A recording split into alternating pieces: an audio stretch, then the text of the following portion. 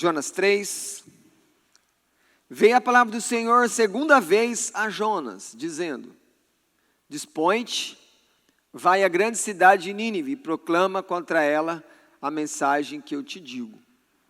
Levantou-se, pois, Jonas e foi a Nínive, segundo a palavra do Senhor.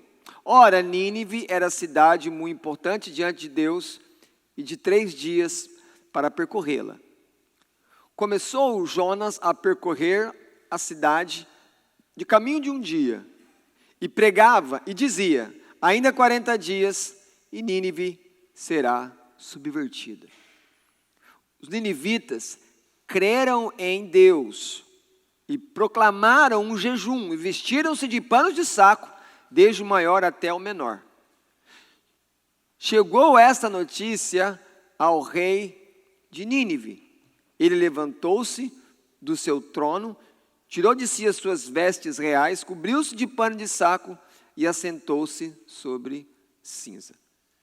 E fez-se proclamar e divulgar em Nínive, por mandado do rei e seus grandes: nem homens, nem animais, nem bois, nem ovelhas provem coisa alguma, nem os levem ao pasto, nem bebam água. Mas sejam cobertos de pano de saco, tanto os homens como os animais. E clamaram fortemente a Deus. E se converterão, cada um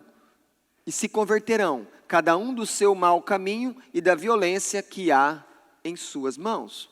Quem sabe se voltará a Deus e se arrependerá e se apartará do furor da sua ira, de sorte que não pereçamos. Viu Deus o que fizeram, como se converteram do seu mau caminho, e Deus se arrependeu do mal que tinha dito lhes faria e não o fez. Amém. Senhor, fala com a tua igreja, nos abençoa. Precisamos, ó Pai, receber aquilo que o Senhor tem para cada um de nós nessa noite. Edifica o teu povo e que a tua palavra venha confrontar o nosso coração naquelas áreas que somos teimosos, que não te ouvimos. Senhor, tem compaixão de nós e nos ajuda a entender a sua boa vontade nessa noite. Em nome de Jesus, amém. Podeis sentar.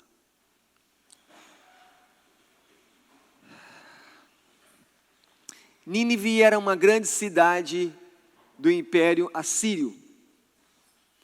Quando nós olhamos para as grandes nações antigas, primeira grande nação, o Egito.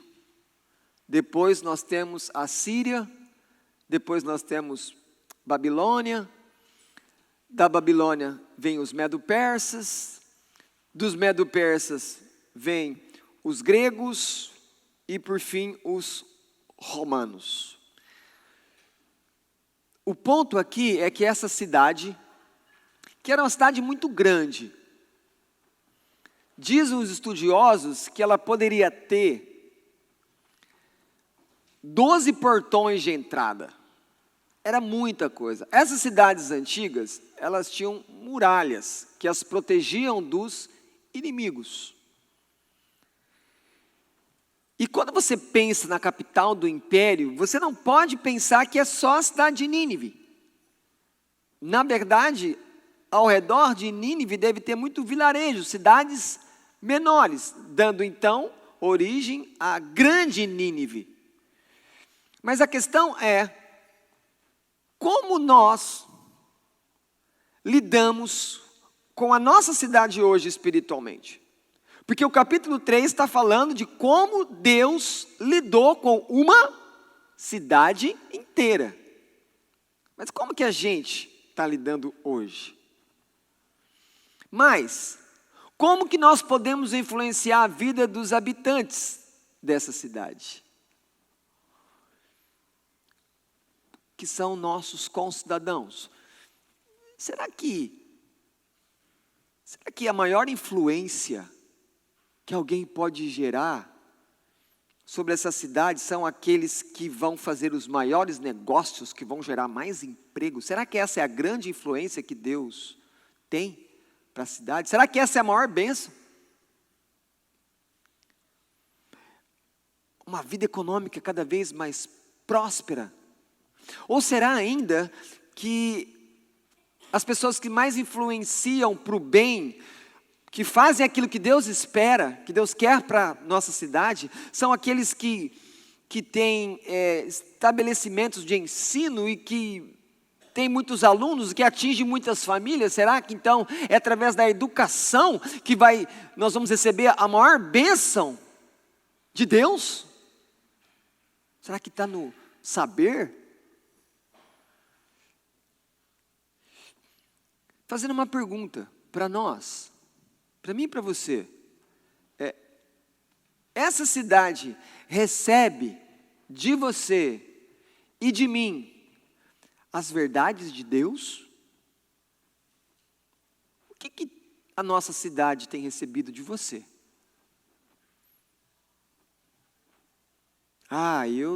Eu faço um cachorro-quente mais gostoso da cidade. Isso é uma coisa boa, isso glorifica a Deus. Mas as pessoas podem continuar comendo um cachorro-quente muito bom e continuar caminhando para a destruição do inferno. Eu sou um advogado que tenho um índice de sucesso em minhas causas perto de 90%. Quando as pessoas me procuram, eu dificilmente perco a ação. Então, eu sou uma pessoa que livro outras pessoas, que ajudo pessoas, que resolvo problemas de negócios, problemas contratuais. Será que isso é o que vai mudar a vida das pessoas? E a gente precisa comer. E a gente precisa de advogados, nós precisamos de médicos. Nós precisamos de contadores.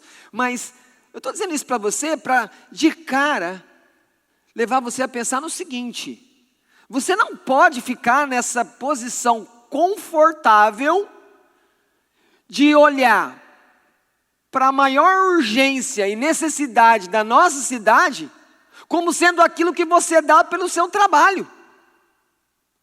Porque, repito, nós podemos dar o nosso melhor, glorificar a Deus nessas coisas, mas mesmo assim as pessoas continuam perdidas. E a palavra perdido, no Novo Testamento, quer dizer sem vida espiritual. Ou seja, as pessoas continuam mortas. Nós esquecemos disso quando andamos pelas ruas. Infelizmente, a maioria dos Três Lagoenses são mortos.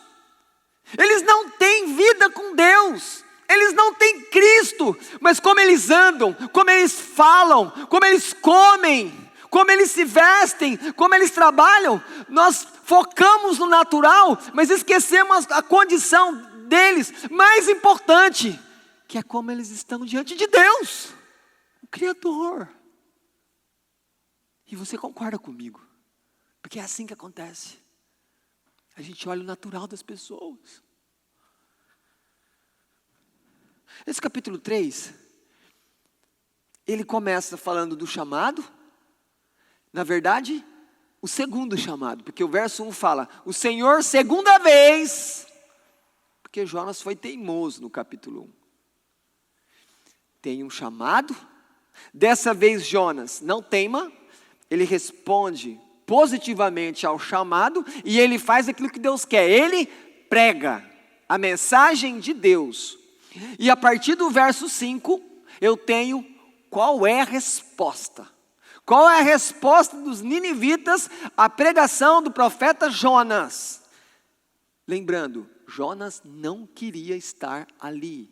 Jonas não queria dar 1 centímetro de oportunidade dos ninivitas ouvirem a mensagem de Deus e Deus agir com misericórdia e salvar esses ninivitas que ele odiava. E era um ódio mortal. Porque às vezes que nós percebemos no capítulo 4, por exemplo, que ele pede para morrer, e Deus fala bem, mas por que você está assim?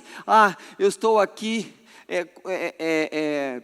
o texto que ele diz aqui, Deus fala assim, mas é razoável essa ira que você está, porque eu estou salvando os ninivitas? E ele diz assim no verso 9 do capítulo 4, é razoável a minha ira até a morte.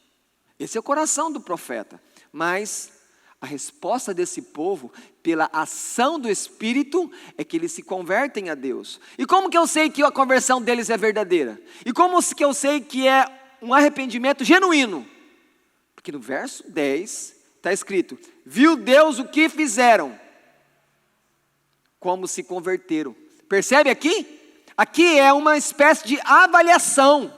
Deus está dizendo que Deus olhou para o que eles fizeram e Deus falou: eles se arrependeram. Apesar de que, quando você olha o sermão de Jonas, que era isso aqui o sermão dele: ainda 40 dias e Nínive será subvertida, será destruída. Era o sermão dele. O sermão não chamava para arrependimento. O sermão não tinha nada de bondade de Deus. O sermão falou assim: 40 dias e vocês vão ser destruídos. Era só isso.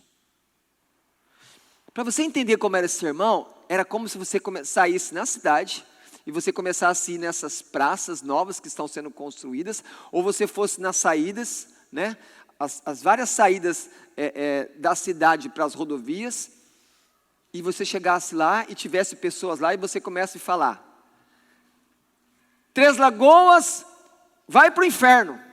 Três Lagoas vai para o inferno. Só essa mensagem, mais nada. Era mais ou menos isso que ele estava fazendo ali. Como eu já disse,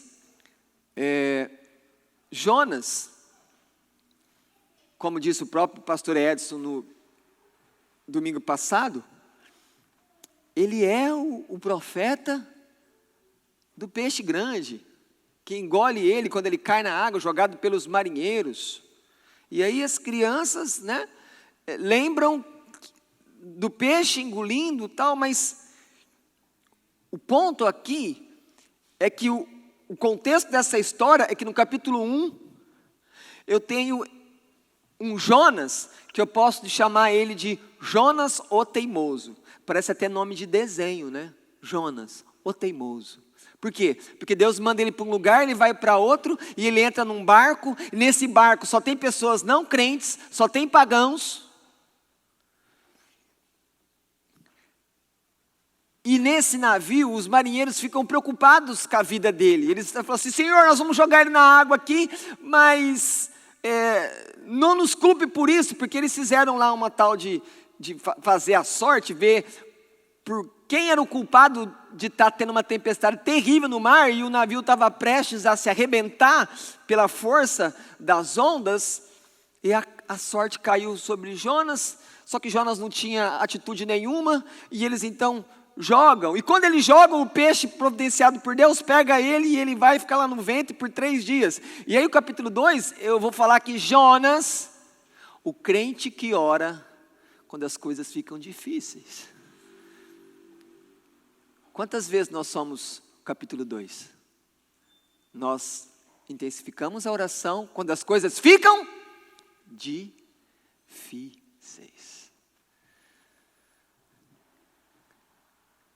Eu estou falando isso para vocês porque, de maneira geral, os 4 capítulos falam muito de Jonas. O capítulo 4 eu posso chamar de Jonas, o amargurado, ou Jonas, o profeta irado. Mas tem uma outra coisa aqui sobre esse camarada. Jonas, o profeta deprimido. Ele está passando por uma depressão. Tanto é que ele pede para ele a morte. Ele não quer mais viver. Mas no capítulo 3, nós temos como centro, não a vida dele, mas aquilo que Deus chamou ele para fazer. Nós temos a compaixão de Deus pelos ninivitas, pessoas terríveis. E isso pode nos explicar por que Jonas não queria ir lá. Porque eles eram terríveis. Eles faziam coisas que nós não podemos às vezes nem comentar, mas uma delas eu falo. Só para vocês entenderem o nível deles. Eles tiravam a pele das pessoas vivas, dos seus inimigos. Eles começavam a tirar a pele. Era uma maneira dele tratar os seus inimigos. Empalamento e várias outras coisas terríveis que eles faziam. Mas, voltando aqui para o verso 1. O texto diz claramente que veio a palavra do Senhor segunda vez a Jonas. Aqui eu tenho um chamado, aqui Deus está chamando ele. Eu posso falar aqui que eu tenho um novo começo dado por Deus. Escute aqui. Quantas oportunidades você já perdeu? Com Deus. Oportunidades em várias áreas, muitas. Mas aqui eu estou vendo que Deus deu uma outra oportunidade. Por quê? Porque Jonas, no ventre do peixe, ele podia ter se arrependido, ter pedido perdão para Deus, saído do ventre, e Deus falando, não vou mandar você mais não, eu vou mandar outro. Mas Deus insistiu nele, ou seja, ele deu uma segunda chance para ele fazer a obra de Deus. Sabe aquela segunda chance, exatamente como Jesus fez com Pedro? Pedro negou Jesus 3 vezes, e Jesus avisou ele antes. Ele falou, jamais, eu morro pelo Senhor, jamais. E quando ele nega a terceira, o galo canta, ele chora, ele sai, e aí eu fico pensando, a situação complicada que Jesus colocou Pedro, quando Jesus foi tratar o coração dele. Ele estava pescando, olha como Jesus tratou alguém que ele queria dar uma segunda chance. Ele faz um braseiro na praia, e quem está vindo? O pescador Pedro. Gente, se coloca no lugar de Pedro. A última pessoa que Pedro queria encontrar era Jesus. Porque ali no coração dele, ele estava remoendo. Eu neguei Jesus, eu neguei Jesus, eu neguei Jesus. Então Jesus, tem algum peixe aí? Aí eles comem, ele deixa o clima tranquilo, e aí ele faz aquela célebre pergunta, tu me amas? Gente, Jesus está dando uma segunda chance para Pedro. E nós somos como Pedro, nós somos discípulos de um outro tempo, mas temos o mesmo mestre Jesus. E isso está acontecendo com o profeta Jonas aqui, que é um cara complicado. Ah, mas como assim? Ah não, ok, eu também sou complicado. Nós também somos complicados. Nós também somos esquisitos como profeta. E muitas vezes nós somos teimosos em algumas áreas como profeta. Mas ninguém quer ser Jonas. Uma coisa que eu vejo aqui é que quando Deus tem um propósito, aquilo vai acontecer. Percebe? Jonas fugiu, ele pagou para ir para outro lugar, mas no final o que ele fez? Ele fez exatamente aquilo que Deus queria. Por quê? Porque Deus tinha um propósito que ele pregasse naquela cidade. E lembre-se que quando ele prega, o coração dele não está cheio de misericórdia não. Ele não é um pregador que prega tentando levar salvação, não. Ele prega aquela mensagem dizendo o seguinte, eu vou pregar aqui, e vou pregar rápido, não vou dar chance nenhuma, e vou lá ficar só vendo, porque 40 dias vai vir fogo do céu, isso aqui vai ser pior que Sodoma e Gomorra, vai acabar isso aqui tudo. Ele é um pregador assim, ele quer ver a destruição, ele quer um caos sobre Nínive.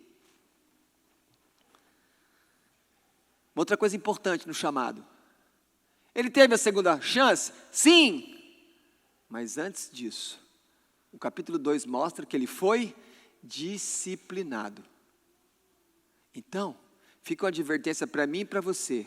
Se o Senhor está nos chamando para alguma coisa, se nós não vamos de primeira, se nós procrastinarmos, se nós desobedecermos, vamos para o outro lugar, fazemos totalmente ao contrário do que Deus está nos falando, pode vir sim a segunda chance, mas entre a primeira rejeitada e a segunda, tem uma disciplina, porque Deus ama os seus filhos, e aconteceu isso com o profeta, ele recebeu uma disciplina. Quando chegamos ao verso 3, nós temos aquilo que nós chamamos de a pregação. Eu já falei para vocês que o sermão é muito curto, mas eu queria agora olhar para o coração do pregador. Primeira coisa, como é que era uma pregação de um profeta do Antigo Testamento? Se você olha para os profetas do Antigo Testamento, geralmente as palavras deles eram duras. As palavras deles não eram um evangelho cor-de-rosa, um evangelho light, água com açúcar. Não, as palavras deles eram pesadas. Geralmente eu falava, vocês são infiéis, vocês são hipócritas, vocês abandonaram o Senhor e vai acontecer isso, isso, isso. E no final eles tinham aquele jargão que era terrível de ouvir. Eles falavam, o jargão vinha no começo, no final, e assim diz o Senhor.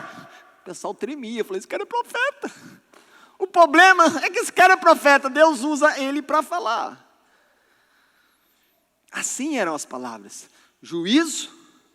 Mas, geralmente, nessas profecias do Antigo Testamento, os profetas também davam uma saída para se arrepender. Falaram, olha, vem por aqui que Deus então não vai fazer isso. Mas na pregação de Jonas não tem. Aparentemente, quando você olha o sermão, não tem uma saída. Aparentemente. Uma outra coisa, as profecias do Antigo Testamento não são como as cartas de Paulo, que como compêndios de teologia, de doutrina.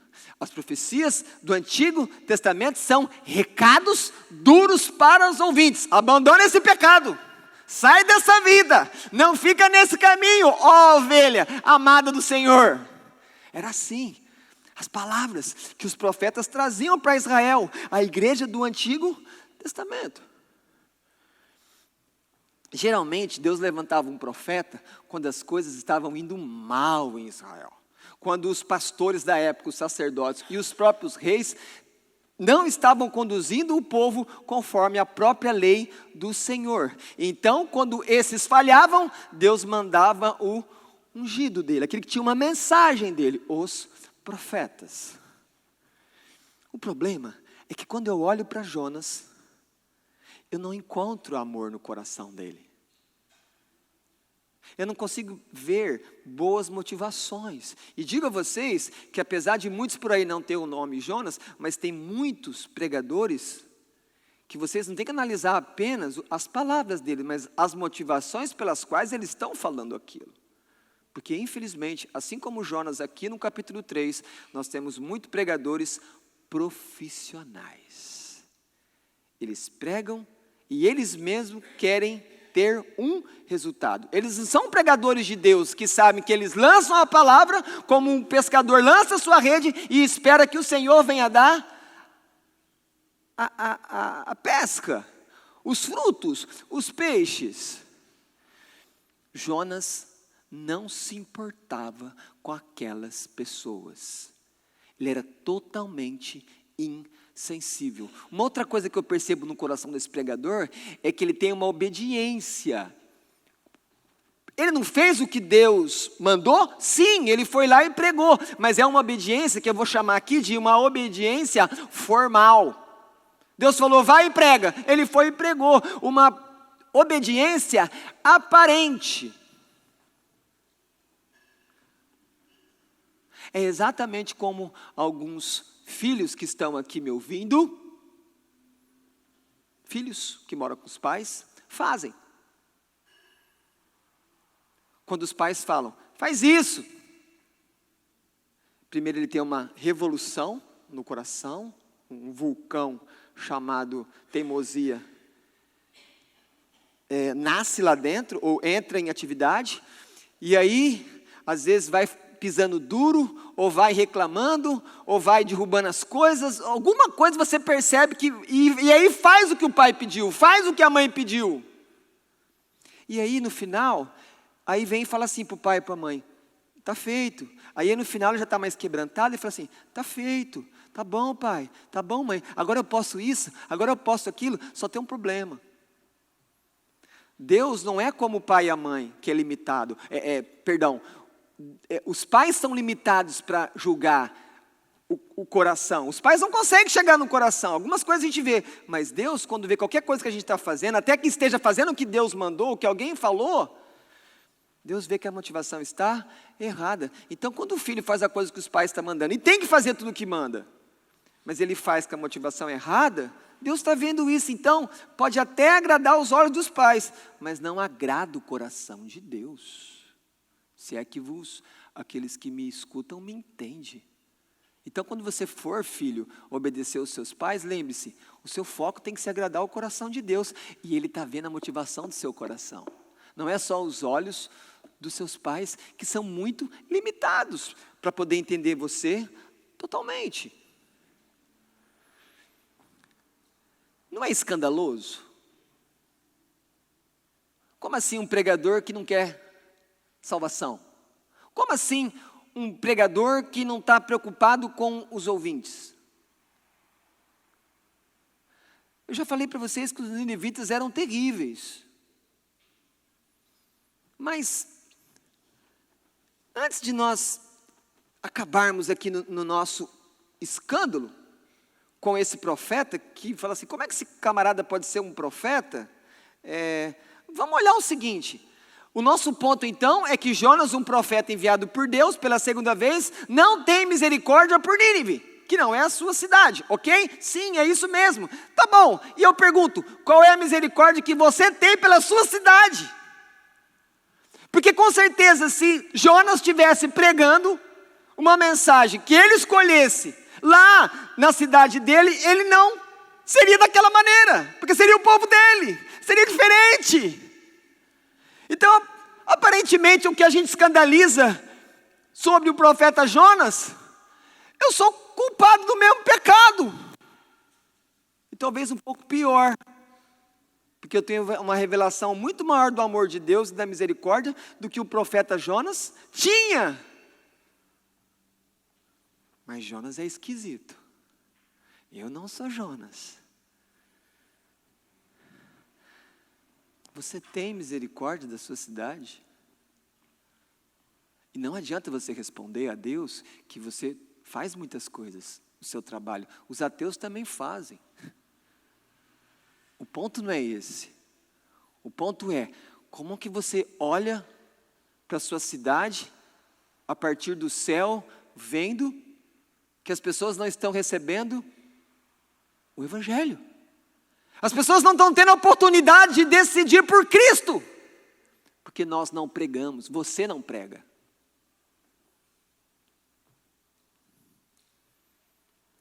Jonas pregou.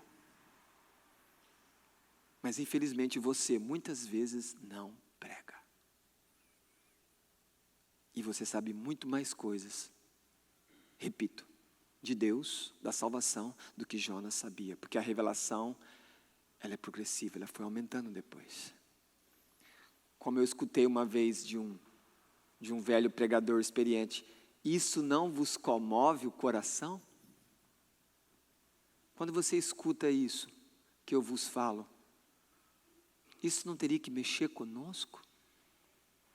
Homens e mulheres, e jovens, e às vezes crianças, nos quais habita o Espírito Santo, que nos comunica o amor de Deus, que abriu os nossos olhos para crermos em Jesus Cristo. O problema é que a nossa falta de misericórdia não é apenas com os Três Lagoenses. Nós não temos misericórdia muitas vezes com os colegas de trabalho. O marido não tem misericórdia da esposa, a mulher não tem do marido, os pais não têm dos filhos, os filhos não têm dos pais. Nós somos, no final, um povo sem compaixão. Mas Jonas é esquisito. Jonas é duro. Jonas é teimoso.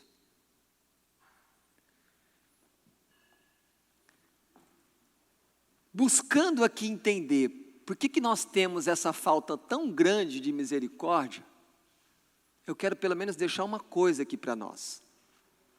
Será que essa falta de misericórdia, e misericórdia é algo que nunca pode ser abstrato, misericórdia não é algo que pode só ser um pensamento. Não. A misericórdia, como diz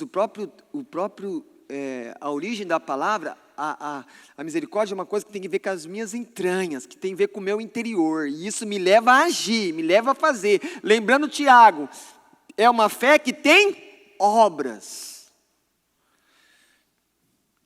Será que essa ausência de misericórdia comunitária, nossa, não é consequência de uma falta de experimentar a abundante e rica e celestial misericórdia de Deus? Pense nisso por um instante, porque se nós fomos totalmente atingidos, embebecidos, encharcados, visitados pela misericórdia de Deus, e isso transformou a nossa vida, a nossa maneira de viver. Como isso então foi uma coisa tão pequena e tão simples, que não ficou nada em nós para nós agirmos com misericórdia com os outros? Porque lá atrás eu era o outro, eu era o perdido, e você também. Então penso eu, diante de você aqui agora,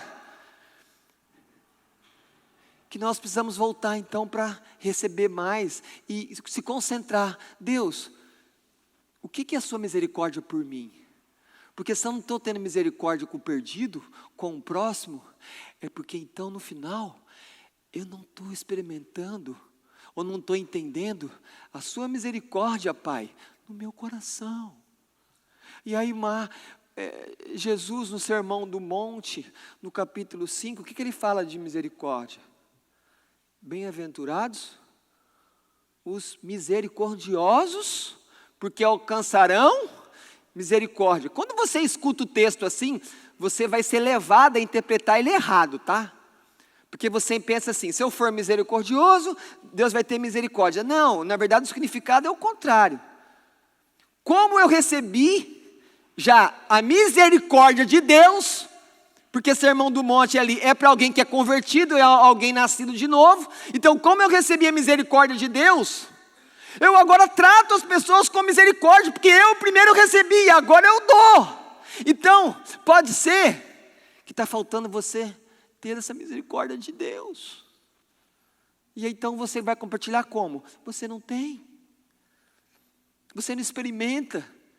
Talvez para você Deus é muito mais um juiz do que um pai perdoador, do que um Deus cheio de misericórdia. Talvez você possa ter esquecido daquele verso que diz que a misericórdia triunfa sobre o juízo. Você esqueceu desse verso? Às vezes na sua cabeça o juízo vem primeiro, o juízo é maior que a misericórdia, mas a Escritura não diz isso. Nós precisamos ir até os perdidos, nós precisamos pregar para eles, nós precisamos anunciar as verdades, é o que eles precisam. Falando do sermão, primeiro, o sermão dele foi fiel. Por quê? Porque ele pregou exatamente o que Deus mandou falar, então ele foi fiel. Pregador fiel é aquele que prega o que Deus mandou falar. Então eu não posso falar nada de Jonas. Ele pregou o que Deus mandou, então ele foi fiel. Segundo ponto, o sermão dele foi duro, foi severo. Mas volta comigo no capítulo 1, verso 2. Por que o sermão dele foi tão duro? Lembre-se, o sermão dele foi dado por Deus. Mas olha o capítulo 1, verso 2. Olha o que diz aqui. Dispõe-te, vai à grande cidade de Nínive. Aqui é o primeiro chamado. E clama contra ela, porque a sua malícia subiu até mim. O sermão é duro, porque Deus estava cheio do pecado dos ninivitas. Ele falou, chega, vou mandar um profeta esquisito, sem amor, sem compaixão, sermão duro. Entende por quê?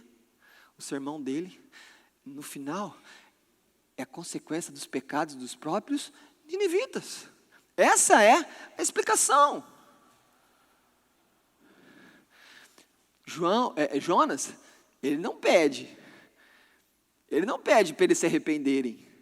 Ele não fala assim, só o Senhor é Deus. Ele não fala nada disso, ele só dá o sermão, prega rápido e vai embora. Porque ele quer destruição.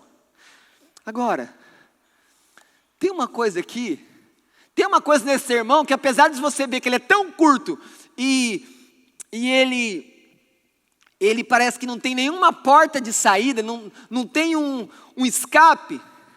Mas pense comigo. Pense que nós estamos lá em Nínive, e vem aquele profeta esquisito, com aquela cara provavelmente carrancuda, pregando aquela palavra.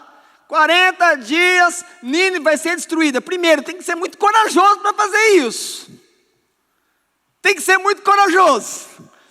Você imaginou as pessoas falando assim, não, calma aí, eu vou só dar uma pedrada nesse cara, eu não erro. Não erro. Esse cara ficou pregando lá, falando isso para os ninivitas. Mas aonde que tem uma porta aqui? Aonde que eles podem ser pegados? Agora, se coloca no lugar deles.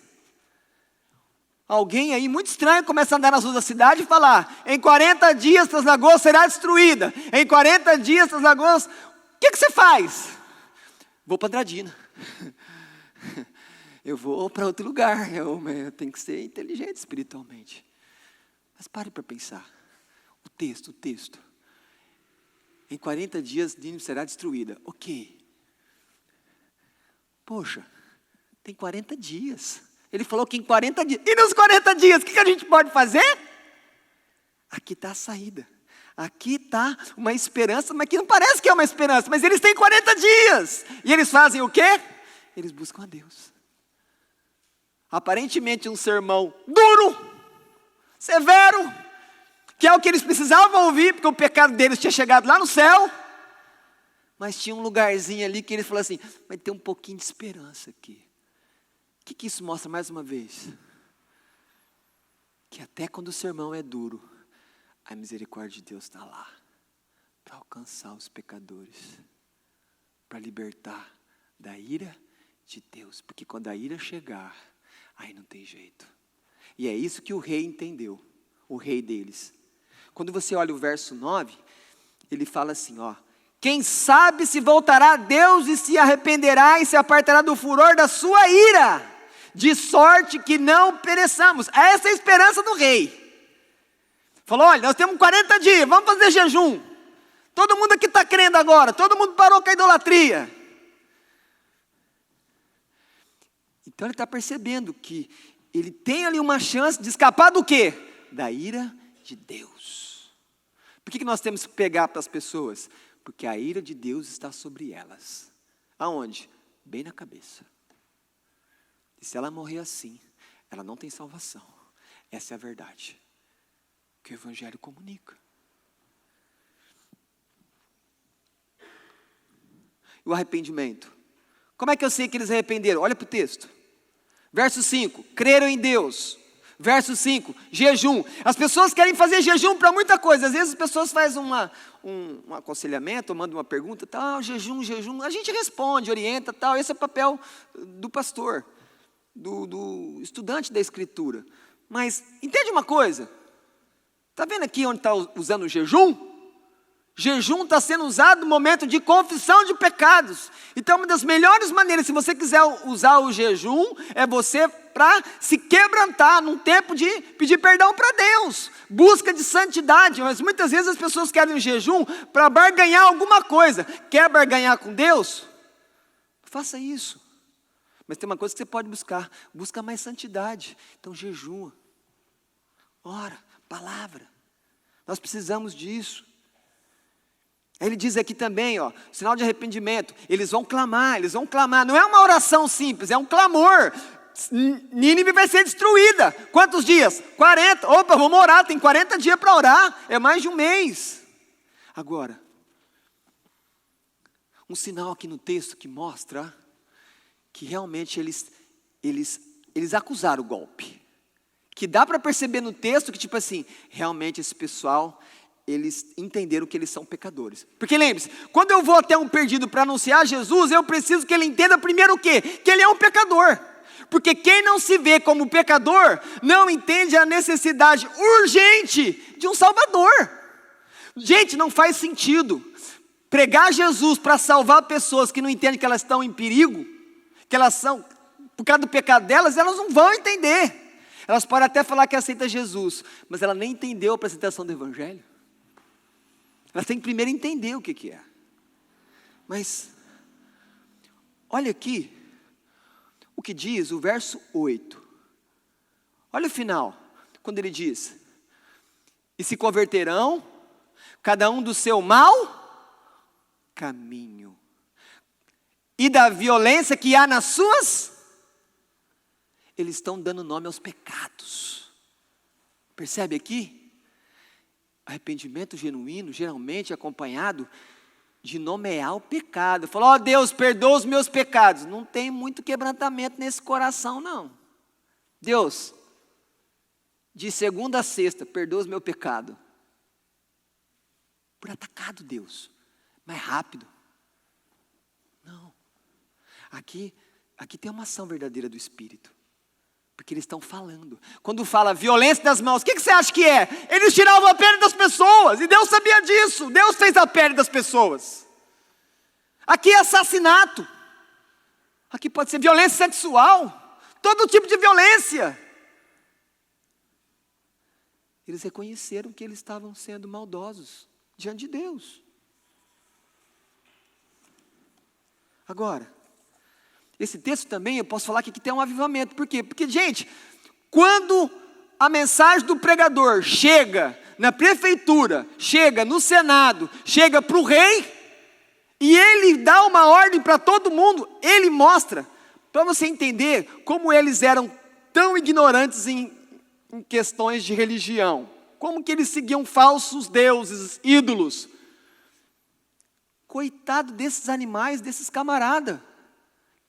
Tipo assim, esses animais cometeram algum pecado? Para eles ficar sem água, para poder ficar sem comer, mas eles tinham na cabeça deles, quem sabe esses bois, esses cachorros, eles também fizeram coisa errada, não deixa eles comer nada não. Isso é ignorância, é o paganismo deles. Por um lado eles entenderam que eles pecaram, mas eles estão querendo compartilhar um pouco a culpa do pecado. O animal não tem nada a ver com isso, mas o próprio rei tira suas vestes reais, o ministério dele. Então isso é uma amostra de avivamento, porque o avivamento não é ter um punhado de pessoas, não, avivamento é quando o evangelho é pregado no lugar, e Deus varre aquele lugar, salvando milhares de pessoas em pouco tempo, e não é apenas salvando a vida delas, é fechando, por exemplo, as baladas, onde os jovens vão para fumar os narguile, é fechando os prostíbulos, é tirando as pessoas do alcoolismo, fechando lugares onde propicia esse tipo de pecado para as pessoas. Então, quando toda a estrutura da cidade começa a ser afetada por cada pregação, isso é avivamento. Por isso que o Brasil nunca experimentou avivamento. Nós temos milhares, milhões de pessoas convertidas a Jesus, mas como é que estão as nossas famílias? Como é que está a nossa política? Como é que estão aqueles que cuidam da educação no nosso país? Totalmente longe de Deus. Pessoas que cuidam da saúde, Ministério da Saúde, fazendo portarias pro aborto, mas é da saúde ou é da morte? Por quê? Porque estão longe de Deus. Mas quando o evangelho chega nessas estruturas, nessas agências de criação, tudo muda. Agora, quem que vai levar? Nós, a igreja.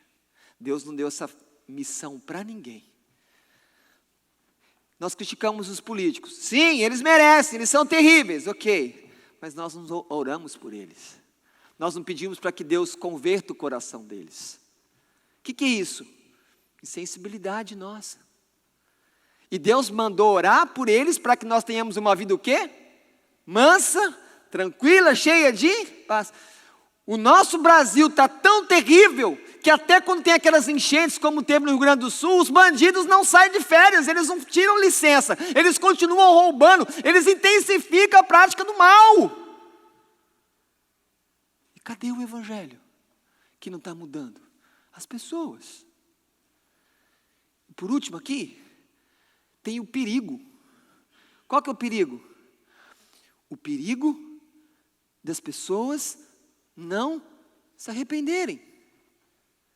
Uma pessoa que não se arrepende, no final ela vai receber a ira de Deus. Isso é perigoso. Isso é perigoso. O verso 10 termina dizendo que Deus olha para aquilo e fala: eu perdoo vocês. Esse arrependimento é verdadeiro. Por que Deus faz isso? Porque é Deus que gera arrependimento. É na bondade de Deus que o Espírito Santo foi ali e trouxe arrependimento ao coração deles. Caminhando para o fim, algumas aplicações rápidas.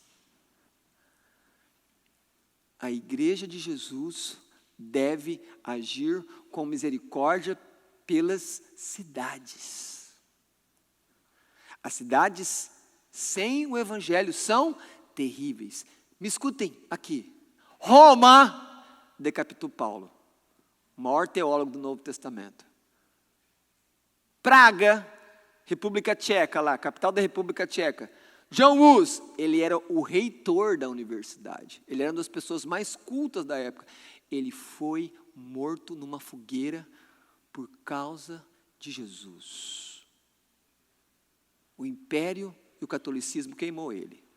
Londres enforcou o bispo Thomas Cranmer, autor do livro da oração comum usado na liturgia dos anglicanos. Policarpo de Esmirna foi martirizado há 86 anos na própria cidade de Esmirna. Eu conversava com o pastor Vitor hoje, ele me falava, pastor, os soldados romanos chegaram, Policarpo pediu para eles entrar, sentar, cozinhou para eles, alimentou os soldados, pediu para ir no quarto, fazer uma oração, e depois falou, agora vamos. Policarpo foi discípulo de João. João, o apóstolo amado, que reclinava a cabeça no peito de Jesus. E aí colocaram ele numa fogueira. Mas antes disso falaram assim, Policarpo, não faça isso consigo mesmo, nega Jesus. Qual a resposta dele? A cidade ali para matar ele, mas qual a resposta daquele que representa a igreja de Jesus, a cidade? Como é que eu posso falar alguma coisa de mal de alguém que só me fez bem toda a minha vida? O que vocês têm que fazer, vocês façam. Colocaram ele na fogueira, colocaram fogo e, conforme o pastor me falou, parece que batia um vento, o fogo não queimava o homem. Aí um soldado, movido ali de uma compaixão, ou para acabar logo com o serviço, enfia uma espada e mata Policarpo. A cidade que ele cuidou, a cidade que ele amou. As cidades sem o evangelho são terríveis. Quantas coisas boas Policarpo fez por Esmirna, e quantas coisas boas você está fazendo por Três Lagoas, porque ninguém está levando você para a fogueira. Você tem liberdade para pregar. Ele não, ele foi preso. E por fim, Jerusalém crucificou Jesus. E qual era a intenção de Jesus com Jerusalém, irmãos? Ele falou que ele chegou para Jerusalém e falou assim, Jerusalém, eu queria como uma galinha aninhar vocês, colocar debaixo das minhas asas e cuidar de vocês, eu queria ter misericórdia, mas vocês não quiseram me ouvir. Jerusalém rejeitou Jesus, crucificou ele. Mas Roma é importante para Jesus. Jerusalém é importante, Esmirna é importante, a nossa cidade é importante. Nós não podemos nos isolar como igreja, como se Deus fosse somente para nós, pois Deus amou o mundo de tal maneira que enviou o seu Filho. Para que tudo isso? Para que o mundo tivesse o quê? A oportunidade de ouvir o Evangelho, se arrepender e ser salvo, e ser livre da ira. A igreja não é um quartel de resistência. Não, a igreja é uma embaixada onde nós enviamos pregadores e pregadoras para anunciar salvação no nome de Jesus. Nós acusamos Jonas de falta de misericórdia, mas e a nossa indiferença com os perdidos hoje? Só a causa que muda. Porque no caso dele, ele não gostava dos ninivitas. E no nosso caso, nós só somos indiferentes. Mas no final, o resultado é o mesmo. Falta misericórdia. Nós não temos misericórdia, é a mesma coisa. Só que nós somos o quê? Talvez menos esquisitos? Jonas é mais esquisito?